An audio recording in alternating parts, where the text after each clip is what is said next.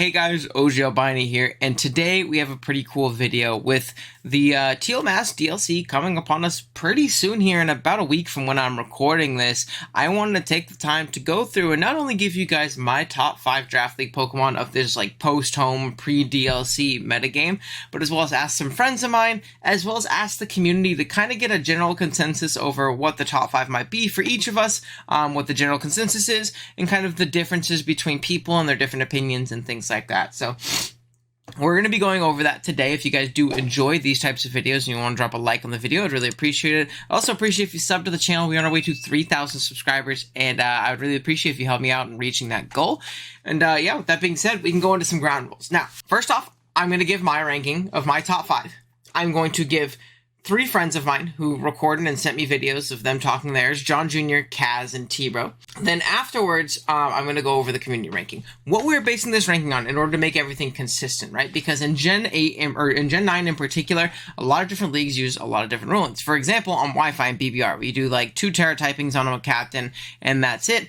In PPL, they did lower tier Terra captains, and everything was banned at the top. But the general consensus in the Showdown community, which is the larger portion of the community, is that a lot of are Terra banned, but a lot of the top tiers are still allowed to Terra, and it is free Terra preview. What I mean by that is when you go into the battle on Showdown, it will show you the Terra typing of everything on the screen. And I personally think that that's the most objectively correct way of doing, you know, Terra and things like that. We'll be trying it out this this PBR tour here in a couple weeks, so we'll see how it ends up going on Wi-Fi. But I personally like it the most, and it's also the most common way I've seen, especially in larger parts of the community. So what we'll be ranking this off of is based on the Trick House Gengar doc. As this is a league that I'm in on Showdown. Who knows? Maybe I'll end up doing a movie on it. Right now, I'm kind of fighting for a playoff spot. Let me know if you guys want to see a Trick House Gengar movie. It's definitely been a season, but we're going to be going on the tier list.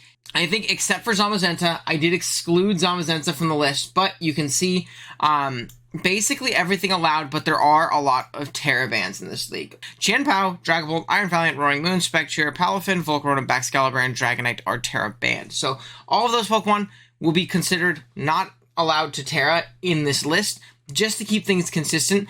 And the people who voted on the Google form also knew this and had the doc linked to them to where they can make informed decisions from there. Okay, with that being said, I'm going to go down from 5 to 1. Number 5 for me, personally, is going to be Iron Bundle with the ability to Terra. I've only had the opportunity to use this thing in very, very short times. I think in the GBA tournament, I used it. And despite going 3-1, I actually didn't make brackets, which was pretty funny. But this thing with Terra is insane. And it's like the most Terra format proof mon. I think Khaz says that in his list too, in the sense that even if you can only do 2 typings, or even if you can only do stab, this is the perfect Pokemon for that. You really only need Terra Water for this thing to absolutely massacre teams with either Hydro Pumps or more reliable Terra Blast, because you don't have anything other than Hydro Pump. Otherwise, it grabs momentum. It's pretty self-explanatory when it comes to its coverage, but it has cool 4th move options in like Taunt and Encore, which I've seen it run very, very often. I remember JB ran a cool Drill Peck set against me to blow up my Slitherwing, which was pretty funny. But this thing is incredibly strong offensively, and with Terra, it kind of sets it over the top and makes it a really, really strong Pokemon. I'm still going to have it at number 5, but I still think it's really, really great. Number 4, we have Palafin Hero without the ability to Terra. With Terra, this thing's a little bit busted, but without, if you can get past the opportunity cost of switching this thing in and out in order to get your hero form, I mean, look at these stats, guys. Genuinely, look at these stats. They're insane. This is a legendary Pokemon, or like a box art mon, you know, in disguise here.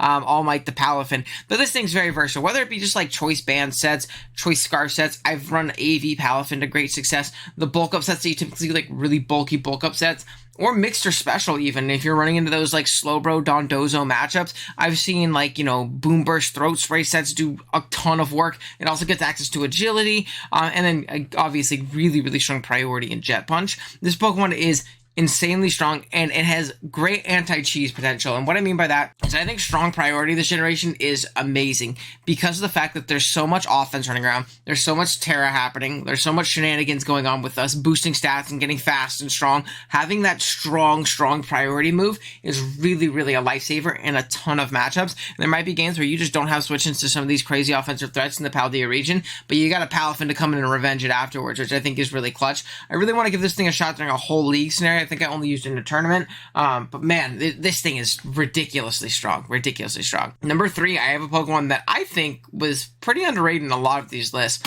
I have Tornadus Therium with the ability to Terra. Now, Torn did take a hit, right? It lost Toxic, it lost Knockoff, it lost Defog. So those typical like defensive Hurricane, Knock, U-Turn, Taunt Torns that you would see so much in Gen 8, as it was the 3rd best mod in that gen as well, don't really exist as much anymore. It can still function in that way, just losing Knockoff is pretty tough for more defensive sets. What I don't think people realize is how good Torn is offensively now. I think Torn offensively with Terra in this speed tier is an absolute monster. Whether it be with nasty plot sets, you either see like Terra Flying, Ground, Ghost, Water. I mean, I had Terra Torn in the league, and I ran a different Terra typing every single week because of how good this thing is offensively when you can give it whatever coverage move you want. Incredible offensively, whether it be on a nasty plot set, whether it be on physical sets. I've seen choice banned Terra Flying sets because it doesn't really have that physical stab otherwise, and it really rips through some teams. I have seen choice specs like Terra Ghost because it just becomes a strong, fast ghost type. If your opponent doesn't have it resist, it really is exploitable. I think if you're creative enough in your building, you can go crazy with this thing. Again, it still has the best ability in the game. It can taunt and U-turn still if you really need it to, but now it has the ability to be much more offensive and much more threatening in that regards. Next up, this one was a little bit tough for me. Is top 2. These two flip-flop for me all the time, but I ended up putting Dragapult at number 2. This is Dragapult that cannot Terra. Dragapult that can Terra is probably one of the most broken Pokemon ever, but Dragapult that can't Terra is still absolutely incredible. I mean, this is, in my opinion, if we're looking at an all-time list, this is the greatest Draft League Pokemon of all time. It is debatably, it's top 2, debatably number 1 in this generation. Last gen, it was the undisputed number 1.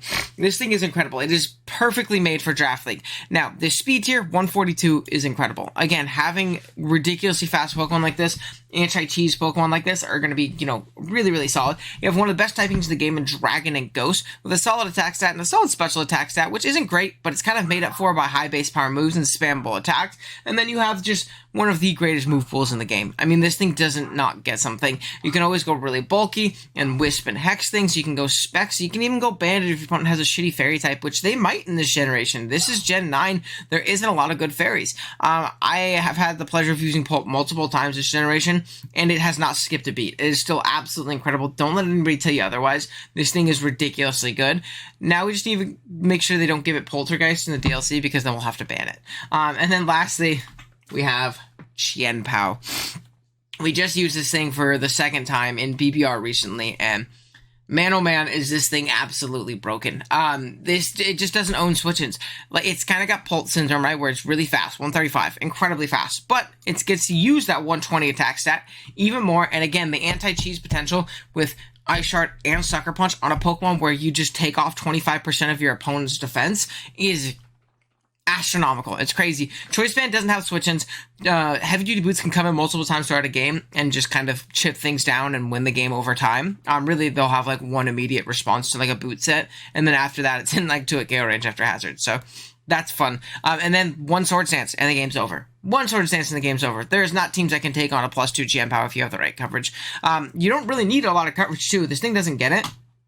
But realistically, Crunch, and then Crash or Spinner, and then either Shard or Sucker covers most things, and you have the random Sacred Sword if you need that. That's probably, the coverage move you use the most. But you can even go with, like, Psychic Fangs or, something of the sorts to really, really do some damage to some things. This thing is incredibly strong. It's incredibly broken. I mean, borderline bannable. Pult and Pao are pretty close in my opinion, but I think I do give Pao the edge, in this instance. But that's going to be my top 5. Chien-Pao, Dragapult, Tornadus, Palafin, Iron Bundle. We will be right back. We're going to jump into, my friends' testimonies and what they think their top 5s are. All right, so coming in at number 5 for my top 5 Polydex Pokemon is Tornadus T, if it's able to be a Terra Pokemon. Really, this thing, and it kind of shares a lot of characteristics of a lot of other Pokemon that you're going to see in my personal top 5, but as far as first round Pokemon goes, speed kills. I think anything that has a really good speed tier is going to be very valuable. It can fill several offensive roles at the same time. It can be a Revenger, Sweeper, Breaker, and offensive pivot. So coming in at 4, this is Pokemon I actually don't like personally, just in terms of my personal tastes. I feel like it's kind of a fraud. Um, but I cannot deny how insane this thing is at the same time. 120 attack doesn't seem like a lot, except Sword of Ruin, which is an ability that takes a quarter off a targeted Pokemon's defense, making any hit that comes off this thing take a ton of damage. If you run Band, I don't know, it's weak to rocks. That's why I feel like it's somewhat inflexible if you really want to get your bang for your buck with the offensive output, but it does hit crazy hard if you do decide to go Band. After that, coming in at 3, I have Spectrier, which has always been a very centralizing Pokemon since its inception in Galar Dex Generation 8. Ghost typing offensively in general has so few resists, and in metas it like allowed Aegislash in the past, or in metas where Gengar was like really good, which I don't know, the jury's out on whether such a meta ever existed. So after this, I have the ultimate noob Pokemon that's impossible to do poorly with, Iron Bundle. Now, for the sake of this top 5, this thing is allowed to Terra, which is a meaningful difference. I think this thing is good in all of the Terra formats that are currently around. Like, I know a lot of Wi-Fi leagues do, like you can do 2 Terras and you have to pick them in advance. Iron Bundle only ever really needs water and electric to do anything it'd want to do. So in that sense, Bundle is the most like Terra format proof Pokemon, in that if you take it anywhere, it's probably going to be one of the best Pokemon on the board. Whether it's free Terra, restricted Terra, whatever the case may be, I am certain this thing is absolutely insane. Coming at number 1 is Regieleki with Terra specifically. Obviously, without Terra, this thing's kind of terrible. This thing is very one-dimensional. This is often used against it, but I think there are some very unique things that kind of make Regieleki stand out. The main thing is, like, as you can see here, it gets basically no moves, but as an electric type with Volt Switch, with Stab Volt Switch, with Transistor Boosting Volt Switch, or T-Bolt, or the case may be, what you can do with Terra is you can basically make this Terra against whatever the electric resist or immunity is to hit that super effectively. It can be a breaker in certain matchups, it really just depends. So yeah, that's my top 5. I think it's fairly uncommon or unique or controversial, but hey, at least that's these are my opinions, at least for the moment. There are a ton of great top tier threats in this generation, but I think top 5 is extremely cut and dry for me. I think there are 5 Pokemon far better than the rest of the Pokemon, with a 6th straggler, but I'll talk about that in a second. Number 1 and number 2 are going to be Chi-Pao and Dragapult, whichever order you want to put them in. I think they're very close. You could make an argument for either one being number 1. I'm going to go Chi-Pao number 1 because I think it's a little bit more overwhelming than Dragapult, and Dragapult takes a little bit more skill to use, and it's not as easy. Chi-Pao is just brain dead, click buttons. And Dragapult's, you got to think a little bit to use that Pokemon. Number 3 and number 4 are also tied for me. I think you could put either one in either slot. It's going to be Urshifu and Iron Valiant. Iron Valiant is a newcomer this generation, obviously, and it can do so many different things. One of the best, if not the best, mixed attacker we've ever seen, with some ridiculous stab on top of some great coverage to beat things that normally you wouldn't beat, like Psyshock for Clodsire, for instance. It also has setup with Swords Dance and Calm Mind. It's just probably the most versatile Pokemon that you could imagine. It's very, very good. And Urshifu, there's no fairy types in this generation. You can U-turn on the ones that do want to come in, and obviously with Clefable coming back, maybe that'll change, but currently for post-home, I think Urshifu deserves either the 3rd or 4th slot, especially with Swords Dance now, man. And then 5th overall, this is where there is a lot of room for debate, in my opinion, but I'm going to put Torn T in this slot. I think a lot of people are sleeping on this Pokemon. Yes, it lost a lot of utility like Knockoff and Defog, but it has so many great tools. On top of the ability to Terra, this Pokemon is just so annoying, and it still has Regenerator, it still has U-turn, it has Bleak Wind Storm now, Hurricane, Terra Blast, of whatever type you want it to be. This Pokemon is still unbelievably good, and I think it's very worthy of that 5th slot. Hello YouTube, this is Tuber67. I'm going to go over what I believe are the top 5 Pokemon for Scarlet and Violet Draft post-home, but pre-DLC 1. This meta has been pretty much set and is going to be shaken up again once DLC is released in a few weeks here, so I just want to go over what I believe are the top 5 mons before then. So starting out, we have Terra Band Palafin. This is just a crazy mon. It just destroys so many teams, especially if you don't have a check for it, and the checks for it are kind of limited. Just Drain Punch, Bulk Up, Jet Punch, Flip Turn, Wave Crash, just crazy overall. The biggest issue is, of course, its pre-hero form. its base form is really bad, and it kind of just puts you on the back foot early, giving the opponent the momentum. Next, we have a Terraband Dragapult. Now, Dragapult didn't really lose anything from previous gen to this gen. It's just a simple fact that power creep has been crazy, so it just drops down to number 4. It still has both amazing offensive and deep and both offensive capabilities. It's just the biggest issue I have with it is its attack and special attack stats 120, 100. It's not going to break through things without getting a setup. So if you are able to prevent it from setting up, you can kind of just stop it. So that's kind of why I have Dragapult here at number 4. Next, we have Iron Valiant. Iron Valiant has higher base stats, which is why I would have it over Dragapult. But honestly, I think it's switchable between this and Dragapult. Due to it, it has a lower speed. But I do like its ability more with boost your energy, making it able to like make up for that lower speed and just break through or sweep teams. And it just has like Calm Mind, agility. It just has I think better ways of like breaking through teams as it has like a better coverage options. So this is why overall I would put it over Dragapult. Next, the controversial pick, I have Great Tusk. I think Great Tusk works amazing as both an offensive and defensive mon. The meta is just like hazard spam. Hazards are super paramount, and having the best remover in the game, as well as one of the best setters in the game, with both Stealth Rocks and Rapid Spin, just makes this mon a huge issue for other teams to handle. It really helps with your team as well, and just huge offensive. It can be run in so many different ways, offensively and defensively, and it has a respectable speed where it can still sweep through teams. Next, we have Chien-Pao. Busted ability with good attack stat. Kind of just very, very harsh on a lot of mods that would try checking it. And honestly, this mod is checked by very few. It can snowball very quickly with an SD set, and just overall just destroys teams. This is also Terraband, of course, and honestly, definitely worthy of a number 1 overall pick. Thank you all so much for watching, and I'll catch you all next time. Alrighty, guys, so I do want to show you really quick the responses, right? I calculated this when it was at 78 responses, and Ant decided to put his in, but it didn't really change anything. So what I did, right, is I had a ton of Pokemon listed for each of them. They're all listed for the same. It's really just like all of the top end mons, you know, on this Trick House draft board, minus the Zamazenta, right? I put them all on this board. I made a, you know, indicator whether or not they are Terraband or not, like Urshifu Single Strike, Terraband. And then you can see, come on, Owen. There we go. All the mons that are Terraband. And it's really a lot of them. I had people vote for number 1, 2, 3, 4, and 5.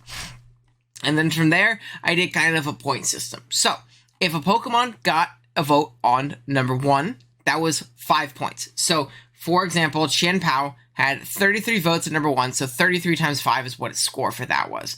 And then number 2, let's say Iron Valiant. Iron Valiant got 8 number 2 votes, so it got 4 times 8 for those points. And what I did is I added all of those up, and the Pokemon with the top 5 amount in points total were the top 5 per the community. If that makes any sense. If I'm explaining that wrong, I'm sorry. Let me know in the comments. I'll try and explain it better. But I do want to give that like kind of preface beforehand. Now we can go over. I'll let you know what points all of these got in regards to that.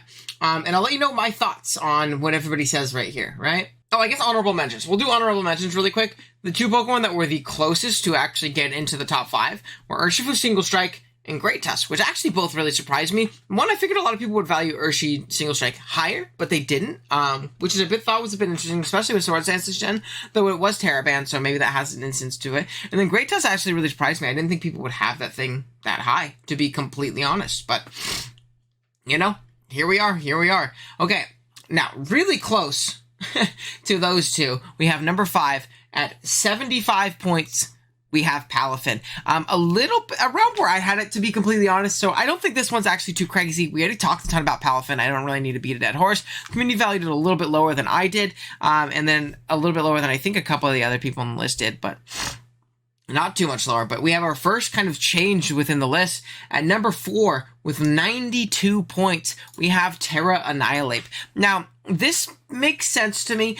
I'm not as big on Terra Annihilate as I think I was earlier in this gen. I have used it. It's still a very strong Pokemon. Like, it's very, very good. But I don't think it's as oppressive as a lot of people think. It does force you to play very particularly around it. But in a counter team format, it's not as good when it comes to that. I think you actually need to be a little bit more creative with Terra 8 because people are kind of understanding how to beat just standard bulk up taunt or bulk up Resto Chesto, bulk up Encore sets and things like that. I think one of my favorite times using Annihilate was recently in DGBA where Emil told me to run Endure Terra Steel with a Salac Berry, and I took a bunch of attacks and I bulked up once, Endure, Salac Berry, and then swept through the team because I was also +1 speed, which was pretty cool. But yeah, I think you do have to be a little bit more kind of creative with it, I guess is the best way of putting it.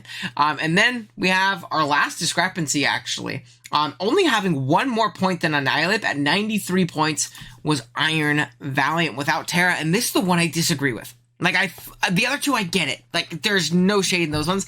This one's crazy to me. I think non-Terra Valiant is a fraud. Now, with Terra, this thing is really, really, really nuts. But I think without Terra, this thing is very weak. It's not very strong. And you're often using it as that booster sweeper. So you kind of have to sit in the back the whole game. You're almost playing 5v6 until things are in Valiant range or until you need to use your, booster energy to outspeed something. But I think what Valiant makes Valiant broken is going to be like those Terra Fairy Specs Moonblast sets, those Life Orb sets, those Choice Band sets, those SD sets that, aren't relying on coming in and out, or can come in and out, throughout the course of the game.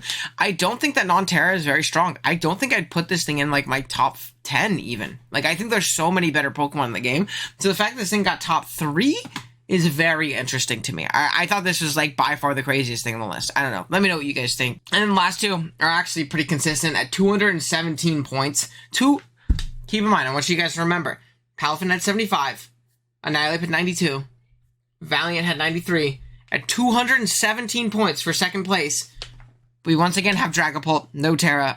We don't want to beat a dead horse. This Pokemon's insane. And then number 1 with 289 points. Keep in mind the number 3 spot had 93. This almost tripled it.